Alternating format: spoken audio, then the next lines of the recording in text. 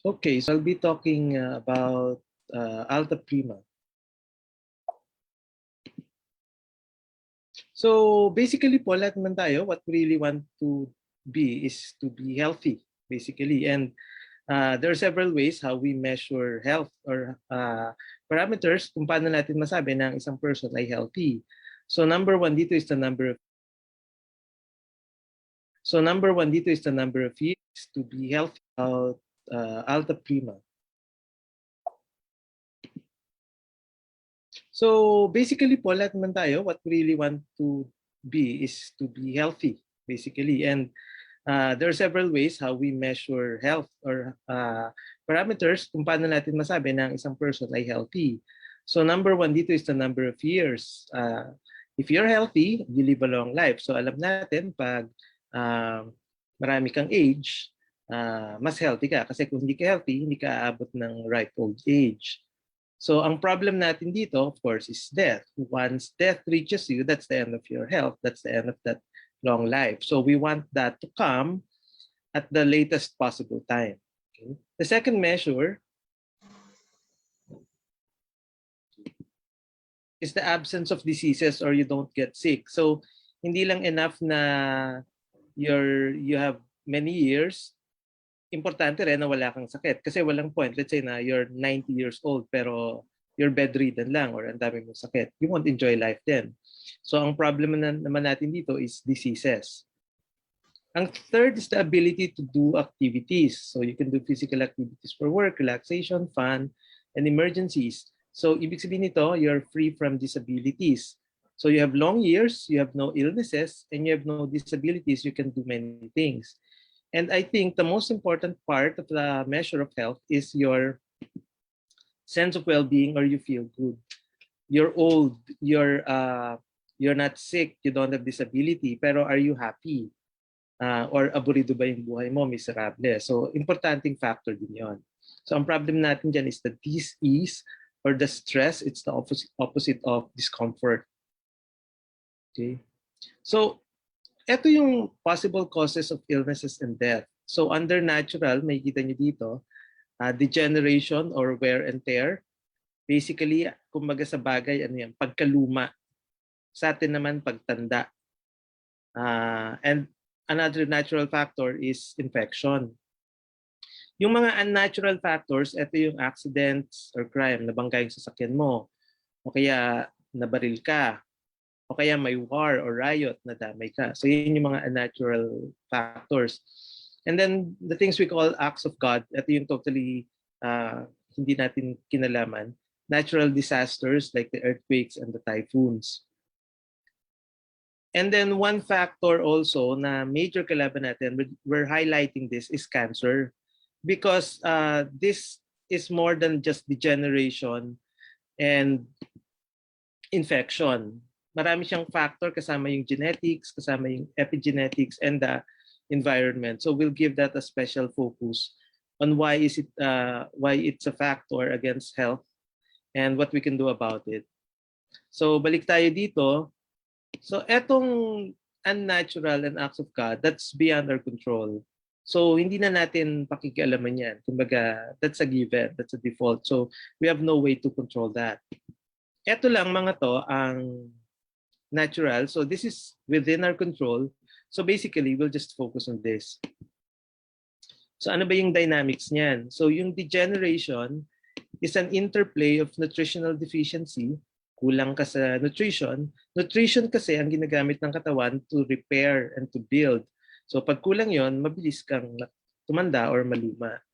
And another factor is the bad lifestyle. Even if you get the right nutrients, kung lagi kang puyat, umiinom ka ng alak, nag-yosi ka, walang exercise, it leads to degeneration then.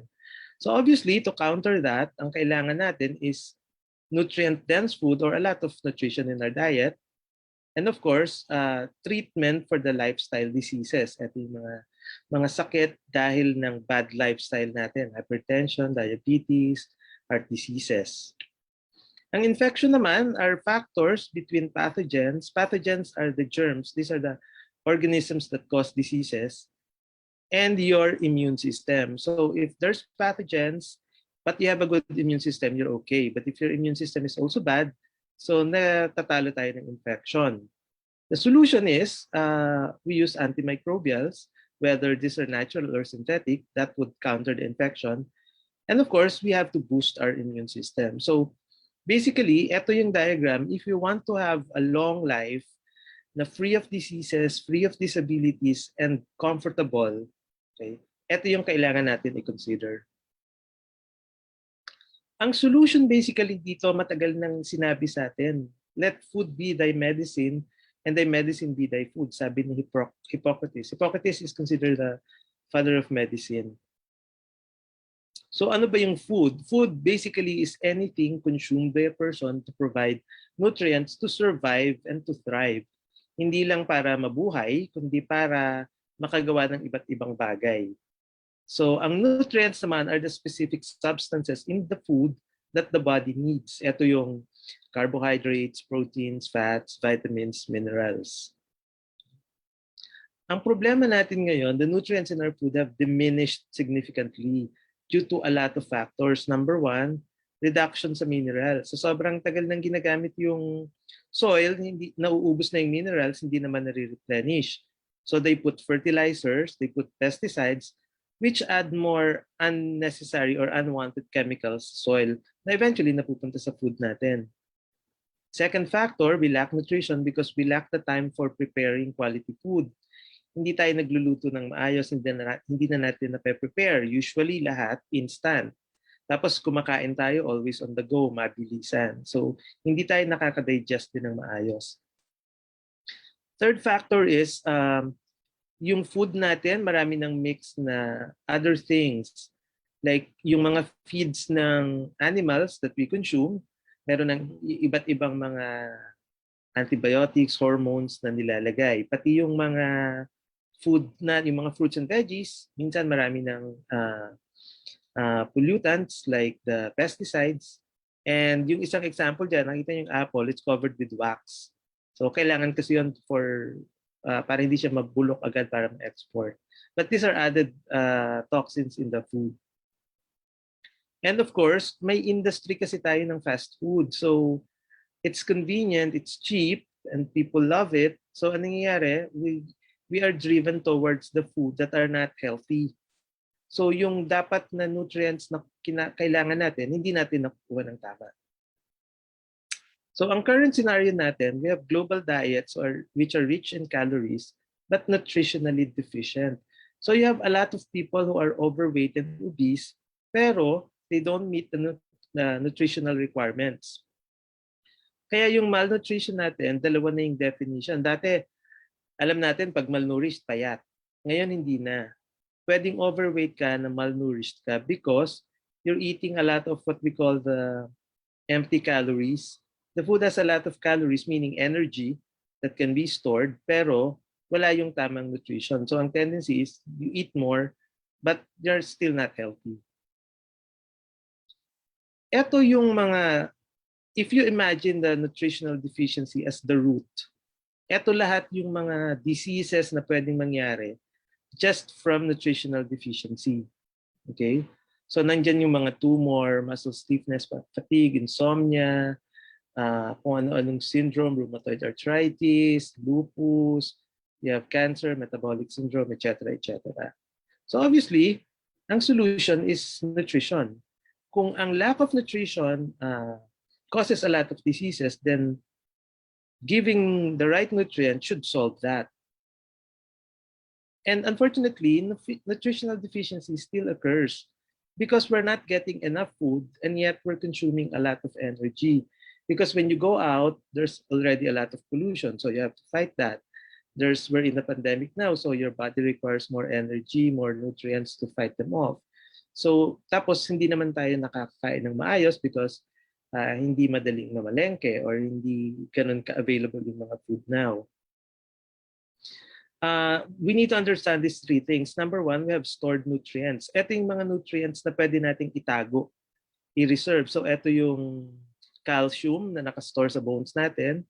Ito yung mga iron na nasa liver natin. So if we need to make new blood cells, may mahuhugot tayong iron. If we need to repair bones or we need to neutralize acids in the body, we have stored calciums in our bones and teeth.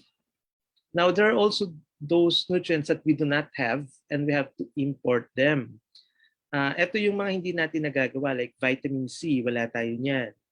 Yung mga essential amino acids na tinatawag natin, yun din hindi natin na-produce, so we need to get more of them, we need to eat. And a third principle is the body will always prioritize survival. So kung ano yung mas importanteng part, tas limited yung nutrients mo, dun niya ilalagay yung nutrition. So ito yung scenario. The heart will do everything to keep itself working kasi it's very important. When your heart stops, you die. Okay? As a survival machine, it requires more nutrients to keep the body alive. So here's a scenario. What if you run out of stored nutrients and you don't get enough imported nutrients? First scenario, vitamin A. It's needed by the heart and eyesight. But the heart also needs vitamin A. Okay? And the heart function is more important, so the heart is prioritized. So mangyayari, you're alive, but you can go blind. Kasi yung limited vitamin A na dapat napupunta sa mata, mapupunta sa heart. Second scenario is vitamin E, again, it's needed by the heart and the skin. Heart function is more vital than healthy skin, so heart is prioritized. So you're alive, but you develop wrinkles and you age faster. Okay? Meaning, kung anong mas importante, yun yung uunahin ng katawan na bigyan ng nutrients. So the key, of course, is you make sure na you have adequate nutrition. Kasi pwedeng mangyari dyan, you're alive, but you have wrinkles. You're alive, but you have heart disease. You're alive, but you have joint pains. You're alive, but you have weak bones. Kasi kulang yung nutrition. So ang solution natin dyan is spirulina. Okay? Spirulina is the oldest food organism in the world. It's much older than the existence of human beings. It's a microscopic organism. It's a bacteria, a cyanobacteria, meaning blue bacteria. Okay, it contains 100 synergistic nutrients. It's basically your multivitamins and minerals in bacterial form. Okay, kaya siya tinawag na spirulina kasi spiral yung ano. Now I just want to correct a misconception here. Spirulina is not an algae. It's not an algae. So hindi siya kasama dun sa kagaya ng chlorella. Okay, it formed completely from a different line. So, kaya meron pa ring spirulina. Chlorella evolved from something else. So, evolved na siya. Okay. So, ito yung equivalent nutrients ng spirulina if we have 3 grams of it. So, it has 3 kilos of, ang equivalent niya is 3 kilos of assorted fruits and vegetables, 3 times more calcium and vitamin E than milk, 48 times more iron than spinach, 6 times more vitamin B12 than beef and liver, 500 times more beta-carotene than apple, 15 times more vitamin B1 than sardines. Nakakapagod, ang dami. Okay, etc., etc. So basically, what we're trying to point out here is per weight, yung spirulina mo will pack so much more nutrients than your regular food. So ito yung list ng mga nutrients na yon. So you have the long list of vitamins there. You have the minerals. You have the amino acids. Etong amino acid na essential, it means our body cannot produce it. So we have to get it from diet. The non-essentials, meaning ito yung napoproduce natin. And then it also has a lot of these anti-cancer components. Okay, they're not really for nutrition, but they're more for functional. Spirulina is both nutritional and functional food. And then these are just basically the breakdown of those categories. Now, not all spirulina brands are equal. You see a lot of spirulina in the market. What makes our product stand out is because we can demonstrate all these different colors. These colors represent the nutrients that are there. The green is the chlorophyll, the carotenoids is the red, the phycocyanin and the yellow carotenoids all here. Now, these two, the red and the green, we can demonstrate them in the same glass. Depending on the angle of the light, if your spirulina is the quality type of spirulina, you can see both the red and the green at the same time. If you're only seeing just one color, that's poor quality. And also this, not a lot of spirulina brands can produce these pigments when tested. And some do, but very pale, not as bright as these ones. So this is one test we're using. We just use here oil and water, and we can demonstrate these things. This is one advantage you have with the product. You know that the spirulina is quality. So now we understand here that degeneration can be resolved, or we can address this simply by giving you a lot of nutrition. And we've shown spirulina is one of them. So let's move on. Now, I'm sure you've heard of vitamin C. It's very popular. But let me tell you something new about this. Okay, vitamin C, well, okay, this is basic for most people. It has several functions, and one of them is for the synthesis of collagen. Collagen is the cementing matrix of the body. That's what holds us together, keeps our tissues together.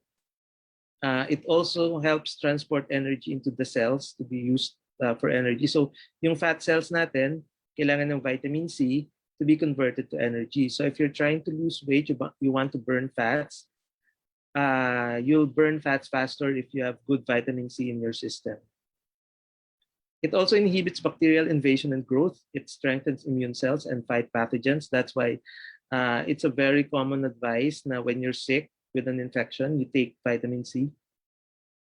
It's also a powerful antioxidant. We will explain that later. Basically, what it does is to prevent cells from damage.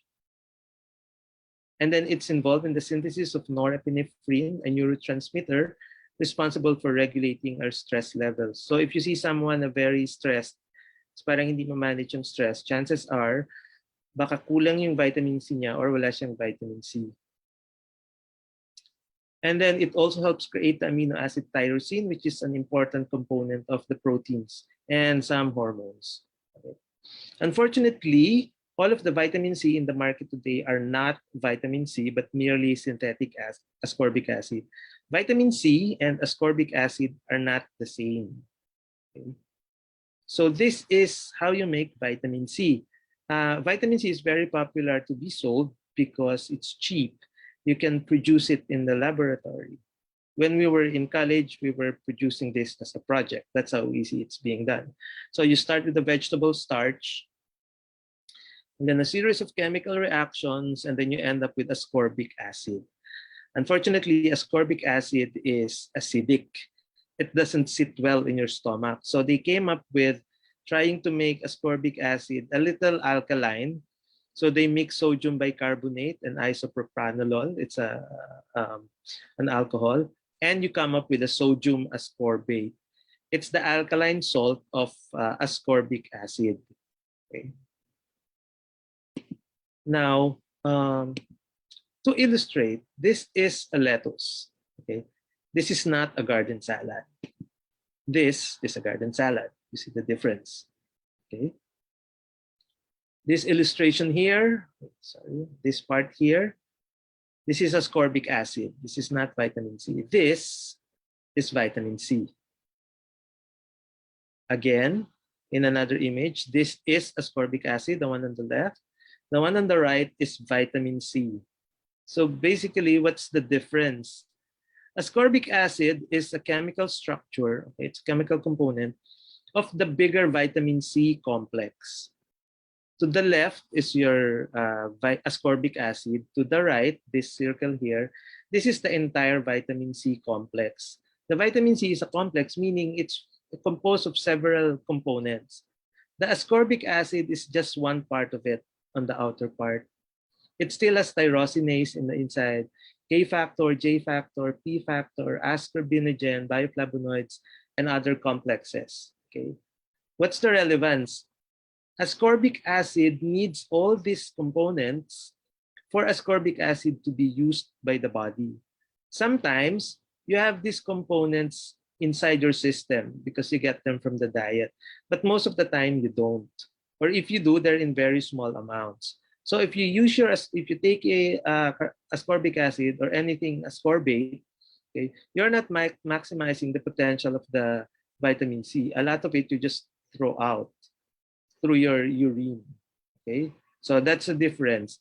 Ascorbic acid is just one component of the vitamin C complex, much like a leaf of lettuce is just one part of a garden salad. We want the garden salad, not just the leaf. Okay, and the best source of vitamin C, of course, is still your fruits and vegetables. They're the natural sources of vitamin C complex. And among these fruits, the one with the highest level of vitamin C that we know, second, is the camu camu berry. Okay, it's found in Peru and Brazil in the Amazon rainforest, and it is known to have the highest vitamin C complex. Okay, so again, we already know degeneration, we already know infection. So we go to cancer. As I said, this is very different from the others because it involves a lot of factors. Normally, as we grow or as we change our skin, or when the lining of your mucosa, let's say in your mouth, regrows or rejuvenates, nagkakaroon ng cell division. So dumadami siya. And cell division is normally an organized and well-controlled process. Halimbawa, pag nasugatan ka, magkakaroon ng mga cell division sa skin para ma-replace yung kulang dun sa sugat. And that's very organized. Okay? Oxidative stress is what happens when under sometimes, well, most of the time, natural circumstances. This is the natural flow of things. So for example, makikita nyo yung mga fruits and vegetables natin, nagba-brown hanggang mabulok. Basically, that's oxidative stress. Nadidegrade sila. You can observe this yung sa apple. When you slice it open, just leave it open, and after a few minutes, nagba-brown. Yun yung oxidative stress. Ang pinaka-common siguro na makaka-relate tayo dito is ferrous oxide or rust, yung kalawang. So pag na-expose sa air and water yung iron, nagkakaroon ng kalawang. Okay, so parang ganun yung chemical reaction na nangyari sa oxidative stress. So sa normal cell naman, ito sa left, pag nagkaroon ng free radicals are the thing that cause the oxidative stress. Okay, so nasisira yung cells. Okay. Ang free radicals, yung sabi natin kanina, are molecules na hindi stable. Usually kasi ang mga molecules, meron siyang pairs of electrons sa gilid. Stable siya. Si free radical, itong pula, meron siyang walang ka-pair. Wala siyang jowa. Okay? So, kukuha siya sa ibang stable na mang-aahas siya, mangunguha siya ng jowa ng may jowa. So, yung makukuha niya, masisira. Okay, so yung relasyon ng kabila, wala na, masisira na siya. So yun na yung start ng oxidative stress. Ang ginagawa, so yung kanina, yung repair natin, normally, so magdi-divide yung cells, pag nasira siya ng free radical, ang gagawin ni cell, yung tinatawag natin na apoptosis. Ang apoptosis is cell suicide. Meaning, pag na-realize ng cell na hindi na tama yung pag-divide niya, mawawala na siya. Okay, magdi-disappear na siya. Unfortunately, ganito karami yung mga sources ng free radicals. Okay, yung UV, air pollution, radiation, kahit yung inflammation sa katawan natin from processed food, from medications, from infection, our own metabolism, smoking, secondhand smoking, ang dami-daming pinanggagalingan ng free radicals. So, na-overwhelm yung cell, hindi na siya nakakapag-apoptosis. Instead na mawala siya, dumadami siya na error. And eventually, etong error na to ang mag-lead into cancer. Okay? So ano ngayon si antioxidant? Si antioxidant naman, remember kanina, eto si free radical, nang aagaw siya ng electrons dito sa stable molecule. Si antioxidant may extra. Binibigyan niya si free radical para may ka-pair na siya. Hindi na siya mga agaw, hindi siya maninira. Okay? So pag antioxidant ka, meron kang na-donate na pang-pair, so hindi na kikilo si free radical. Walang tissue damage na mangyayari. Yun ang action ng antioxidants. Okay. And like vitamin C, ang antioxidants ay nakukuha natin naturally sa fruits and vegetables. Now, among the fruits and vegetables, the fruit that has been documented to have the highest antioxidant activity is the aronia berry or melanocarpa. So makikita nyo dito, ito yung graph ng iba-ibang berries at yung kanilang antioxidant activity. Ang ibig sabihin ng ORAC value is oxygen radical absorbance capacity. It's a measure of gaano karaming oxygen radicals yung nakukuha mo. Iba yung antioxidant value. Ang antioxidant value is gaano karami ang antioxidants mo. Pag ORAC value naman is gaano ka-active ang mga antioxidants mo. Meaning, pwedeng mataas ang antioxidant value pero mababa ang ORAC value kung hindi siya active. Pwede rin namang mas konti yung antioxidant value pero lahat sila active, 100, 90% active. So pwede siyang magkaroon ng mas mataas na ORAC value. Okay? So itong si aronia, meron siyang effectivity against the 6 major free radicals. The superoxide, the hydroxyl, the peroxyl, the hydrogen peroxide, the singlet oxygen, and the peroxynitrite. Ito yung mga pinaka-common na free radicals at na-address siya lahat ni aronia. Okay. So si aronia berries, marami siyang action. As an antioxidant, it can prevent the onset of cancer. It can attack cancer cells if cancer has already started. And it can pursue cancer cells if cancer is in its late stages.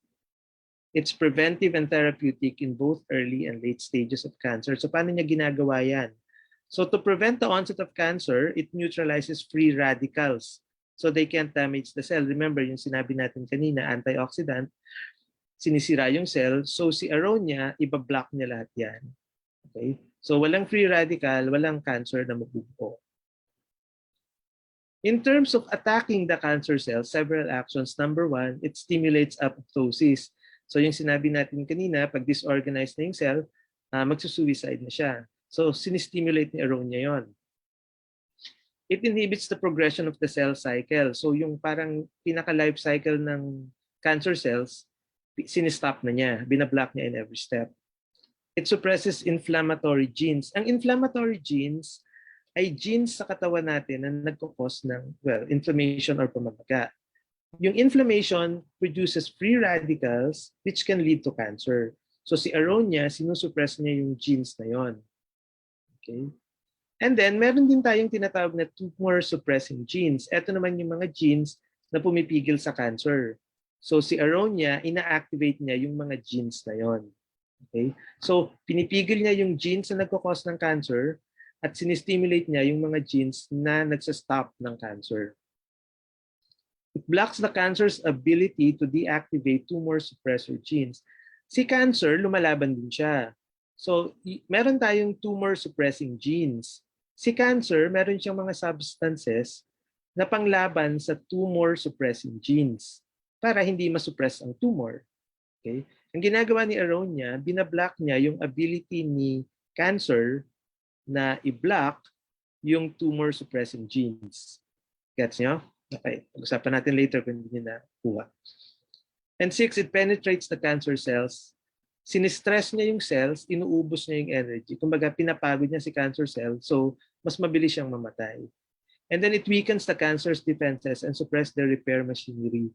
May defense din yung cancer at nakakapag-repair din siya. Si aronia, ina-attack niya yung defense para hindi siya maka-repair.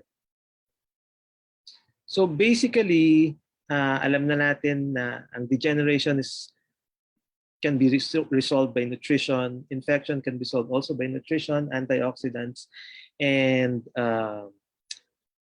vitamin C. So ang solution natin basically for the nutrition is of course our spirulina. So yung mga problem natin sa nutritional deficiency, masosolve natin with that or makakatulong to ng malaki.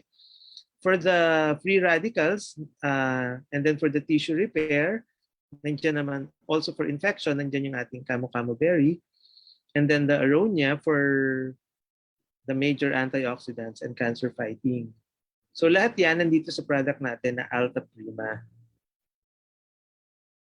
So basically, ang intake natin dito is 1 capsule daily or as recommended by your physician. Okay? Paunawa, ang Alta Prima ay hindi gamot at hindi dapat gamitin gamot sa anumang uri ng sakit.